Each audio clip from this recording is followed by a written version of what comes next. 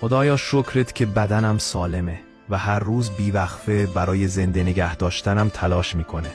خدایا شکرت برای آرامشی که از تو میگیرم، نه از دنیا. خدایا شکرت برای خانواده‌ای که با همه تفاوت‌هامون هنوز تکیهگاه همیم. خدایا شکرت برای عشقی که امنه، بی قید و شرطه و قلب ما آروم میکنه. خدایا شکرت برای رزقی که میرسه از راههایی که حتی فکرش رو هم نمیکنم.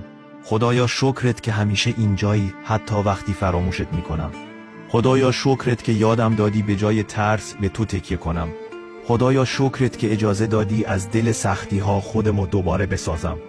خدایا شکرت که هر چیزی رو در زمان درستش بهم میرسونی، نه زودتر نه دیرتر. خدایا شکرت برای نعمتهایی که عادی شدن و گاهی یادم میره چقدر مهم هستن. برسون به دست 3 نفر از بهترین های زندگیت و با احساس عالی بنویس: خدایا شکرت که در مدار قدرت هستم.